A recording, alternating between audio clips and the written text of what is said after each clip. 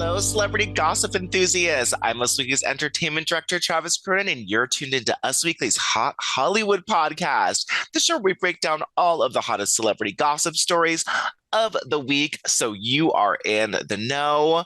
And if I was doing this by myself, I'd just be a crazy person speaking to the wall, but I'm not because I'm joined today by the lovely Gwen Flamberg. Hey, Gwen. Well, hello. Where is Sarah Heron? Is she drinking Guinness in Dublin?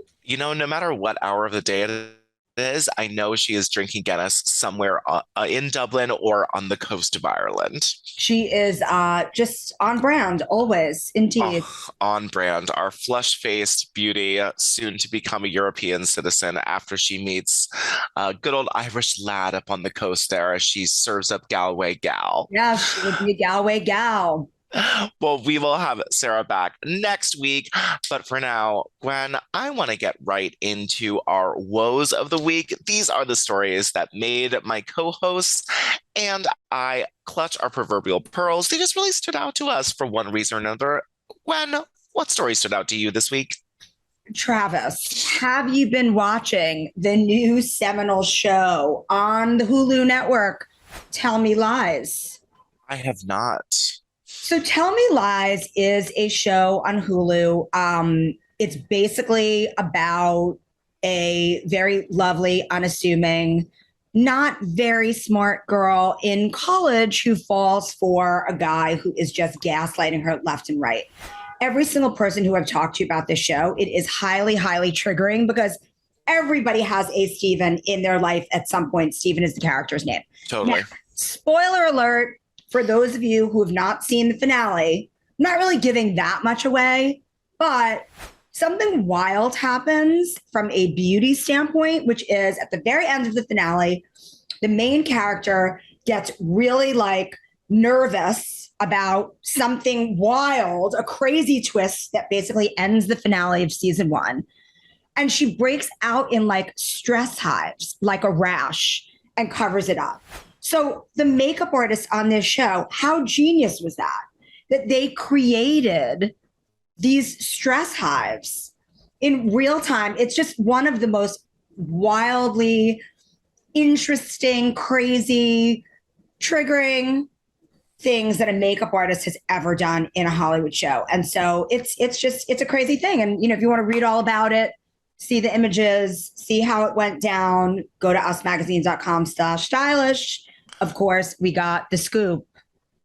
Nice. Well, my woe of the week belongs to Adele. Not only did she release that amazing music video for I Drink Wine, where she is in this floaty and all of these hands are trying to hand her wine and she's shoving them away, but she has said that after her residency, she wants to go back to uni, as she calls it, and get a degree in English literature. So now her residency kicks off November 18th, very, very soon. And she has 24 rescheduled performances after all of that drama that happened last time. And she was at a Q&A and she said after she's done, she will be pursuing a degree in English literature. She said she will complete online courses in order to get her degree after wishing that she went to university when she had the chance. She said, if I hadn't made it singing, I think I would definitely be a teacher. I'd be an English lit teacher, and I would definitely use my passion for English literature, even though it's not the job that I would go through to get my degree. I wish I'd gone to uni and had that experience. She says, I'll go online with the tutor, and that's my plan for 2025. It's just to get the qualification, she said, which I thought was so nice. I can totally see her as English teacher. We love Adele, but if Adele goes and gets an English degree, her lyrics are going to be even better. And may I just say, I'm just so happy that that was your woe, Trav, because that I Like Wine, it's one of my favorite songs on that record. And I just love the video. The visual's so good. Whatever the heck they call it these days. But she's one of my favorites, Adele. Can do no wrong. Gorgeous. Oh my God. Me too. And I agree. I think that English lit is when you're a singer and a writer of, songs, it can't hurt. can't hurt. Mm. Well, just like Adele in that video, let us dive into not wine, but some of the celebrity news and stories of the week. I want to talk with just the agonizing, slow breakup of Giselle and her husband, Tom Brady. Of course, we put her first because she's worth more money and we like her better than Tom Brady. So sorry to you, Tom. But the two are just seeming to get closer and closer to divorce. A source tells us now that they have started divvying up all the properties. Giselle's home is on the only name on the home in Miami. They have two residences in New York, and they have recently divvied those up. One is at Cooper Place. You don't have to stalk them, but one is in Williamsburg and one is downtown. And Giselle's name is only on one. On Vestry Street in Tribeca, like the building of buildings. Like this is like the building in my neighborhood and the whole city, to be honest. And that's the one that Giselle's name is on. And then Tom is on the other one by the edge. And they are, which seems to be very, very not a good sign if you and your partner are recently only putting one name on your houses and sort of dividing up big assets. A source tells us that friends are worried that this is the final step for them, but that it could also be a scare tactic for Giselle to try to get Tom to finally come back to her and realize what he has and what he's doing wrong. But I don't know, this just never seems like a good sign. Well, listen, first of all, they both are worth a lot of money. She's worth a lot more than him. Maybe she was really smart about it. And she was like, listen, instead of us going in together on our properties, we should just purchase them separately just in case. I mean, that's kind of an interesting way to go into marriage. I also find it really weird, this Williamsburg property. Like, did they buy that as an investment property? Is it his crash pad? What is it? It must be his crash pad, but they bought them together and they both had names on both the properties. And now they are switching the names on the properties from Miami to Williamsburg now.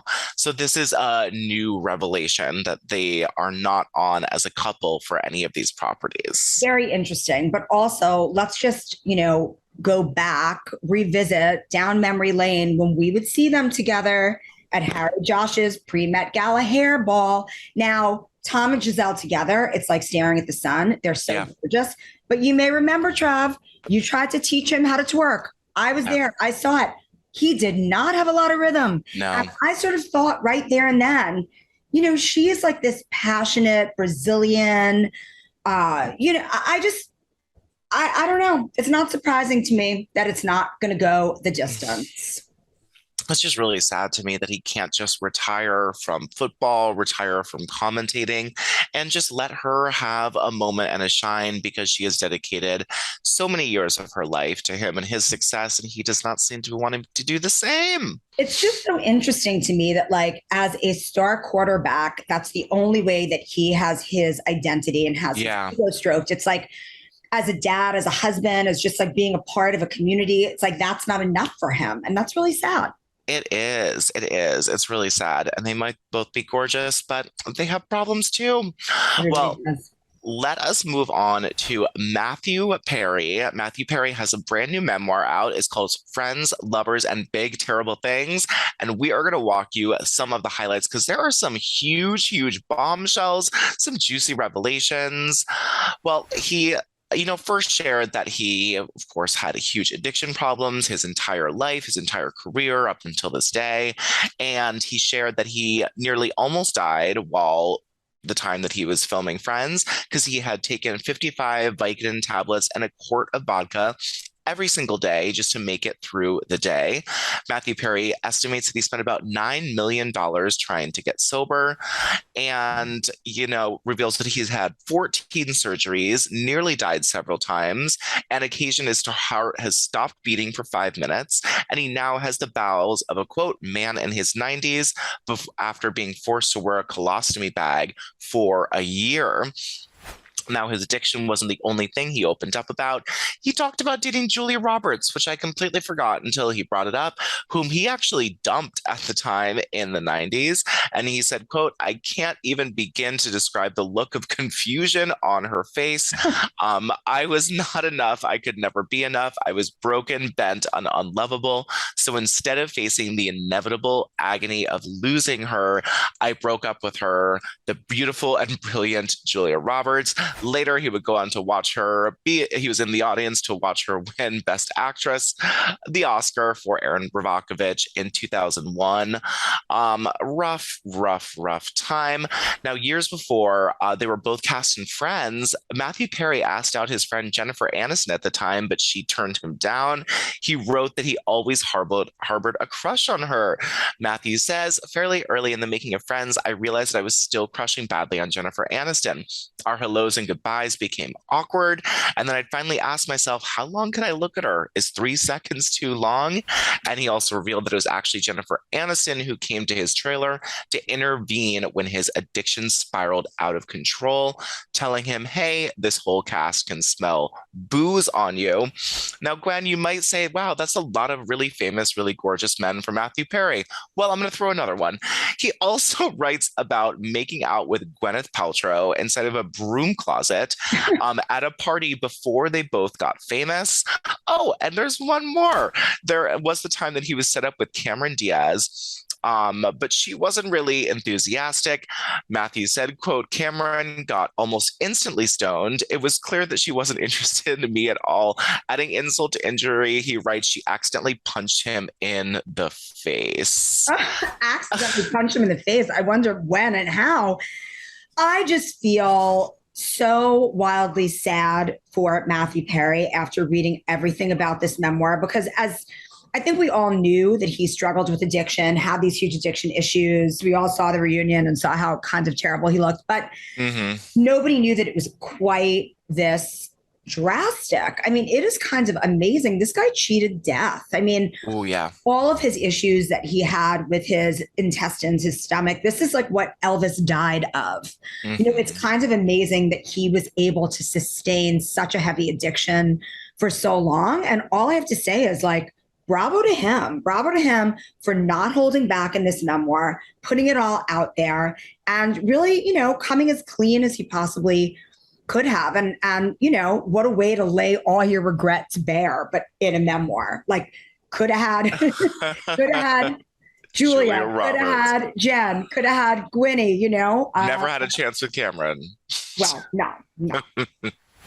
It's some people say, especially with addiction issues, that some people just have iron guts. And I think that Matthew Perry is definitely one of those people who just cheated death so many times when his, you know, scientifically, biologically, he was not supposed to do that. And I just found it so, well, first of all, 55 Vicodin in a quart of vodka every day. Damn, didn't even know that that was, you know, possible for one to do.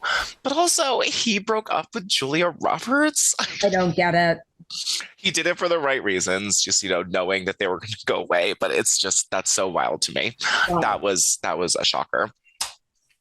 Well, let's move on to the story that made me the saddest the week, but we have to talk about it.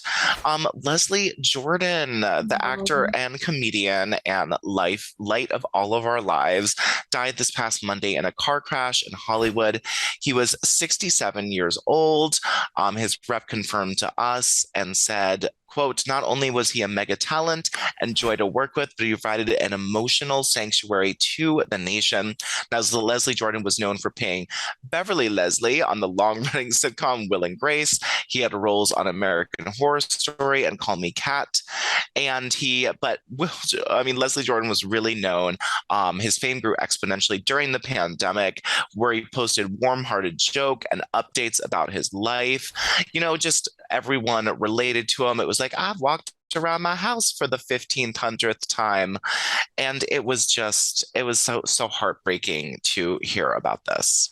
Just terrible. 67 and in a car crash. I mean, sometimes the universe is really cruel. It really is. But, there's some really nice parts about this, Gwen. So, 6 months ago, he bought his first home, and he was so proud of getting his first home at 67 years old. He The sweetness. finally, yeah, I know. And I thought it was a really sweet moment. And he was also in jail early in his life. And guess who shared a jail cell with, Gwen? I did not know this. So he was in jail, and his cellie, as you would call it, was none other than Robert Downey Oh, Jr. no way. Were they both in the drunk tank? They were both in actual jail, not Great. just the drunk tank. The Really? drunk tank is for overnight people. They were in prison. Wow. So they were in prison and shared a cell together. And Leslie Jordan said that he ran into Robert Downey Jr. many, many years later. And Robert Downey Jr. was looking at him like, oh my God, all this horrible stuff came coming back. And him and Leslie Jordan were great. But Leslie Jordan got sober right after he got out of jail with Wow. cellmate Robert Downey Jr. Can you believe it? Really awesome. I mean, I loved Leslie Jordan for so many reasons. I mean, Beverly Leslie on Will and Grace is one of the most iconic characters ever. And like, I defy anybody to not smile when Yeah. he came on the screen as Beverly Leslie. But what I also loved about him so much was like during the pandemic, when he went back to Tennessee, where he was from, to Mhm. Chattanooga, to live with his mom, who's Yeah. 94 years old during the pandemic, which I found so relatable because I didn't leave New York City because my elderly mom is here. And, just Beverly Leslie, Leslie Jordan, like one and the same human that just kind of like brought a smile to everyone always. Like just that kinds of light that is really rare to find, especially in people in Hollywood. It is. And my associate Benji and I are taking a lovely cruise. I mean, I just couldn't get enough of him on that show. And just, you will be missed, Leslie Jordan. We love you, my little Bev. Yeah. Well, let us move on to our last story of the day. Gwen, it has been revealed. Penguin Random House has revealed the cover and title of Prince Harry's long-awaited memoir. I feel like it's been 5 years, even though I know it's impossible to be 5 years because he was still in royal life. But the new book will be called Spare. Of course, that is a little nod to the heir and the spare, as Harry was already called. And the Penguin Random House said it will be published globally on January 10th, 2023. They wrote, Penguin Random House said, we are excited to bring readers everywhere the remarkable and personal, emotionally powerful story, it's a mouthful, of Prince Harry, the Duke of Sussex. The cover is a close-up shot of Harry staring straight at the camera. And Gwen, I know you saw this. So what did you think? Are you First excited? thing. Well, here's the thing, Trav. Obviously, I roll over and I start scrolling first thing in the morning, and it was one of the first things that I saw online. And to be honest, Trav, at first I thought that this was a spoof I did too. of the book because the title Spare, I get it, but like, wow. I just kind of feel like it's almost like there's a double entendre there. It's just like, I think it's cheap. Do you? I think it's cheap. Like, obviously, the heir and the spare, but also it's a nod to like he's living a spare life now, like not in the riches and the of the royals, but like, come on now, living in a mansion in outside of Tampa. Like, I don't know. I just feel a little bit like, why is he putting all of his cards on the table? Like, why does everybody have to know everything, the deep, dark secrets? He's so young for this. So I also thought that this was a parody. It sort of reminded me like the 90s Calvin Klein, like obsession ads, where they were really, really dramatic. And then people started to parody them and they're like, glamour, Exactly. filth. And when I saw this picture, especially that like photo they chose where he looks like, I don't know, a hot hungover person, sort of, it just felt like really, really, really cheesy. And again, the title seems cheesy as well. It just And feels more like Meghan than like Harry. Yes, absolutely. Has that same like sparrow-eyed look that Meghan loves so much. And it really looked like she was the creative director for this cover shoot. And for the whole idea, the whole positioning of the book, it just feels a little bit like, was this all Harry's idea and doing? And I just have to say, God bless that he waited until after Her Majesty, the Queen, Yeah. went to heaven. It really is a lovely gift that he could give the Queen so she doesn't have to read all about who we definitely believe her favorite grandson, Oh, all of his sad trials and tribulations in the palace. true, true. Well, if you haven't seen the picture, go look at it. And I just can't unsee Meghan Markle's face or creative direction in this, in the title, all of it. And there's like a gentle wind machine on him. I don't know. Very handsome. And he looks very rugged, you know. Yeah. This is the Harry of, you know, who fought in the army. And this is the Harry who's like, he's just a rugged dad of two in California. You know, it's just, there just seems to be this axe to grind. I know he's been quite bitter for a long time, but I don't know. He's a bit young to have a memoir where it's all out there. That's my opinion. Yeah. Of course, I'm going to read it. I will pre-order today. The social media backlash definitely used the word bitter as well, and bitter just because of the title and sort of general vibe of the description that we got. Oh, but you know, again, can't wait to read it. Good luck, Harry. Congratulations, and all of those things. And thank you to the ghost of Sarah Huron, who is drunk in Ireland, right? And to the real Gwen Flamberg for helping me spill all of this piping hot celebrity this week. Again, this is Travis Cronin, Us Weekly's Hot Hollywood podcast, with your weekly peek into the glamour, glitter, fashion, fame of your favorite celebrities. Because after all, Gwen, you know what they are? They're just like us. Yes, they are. Back next week.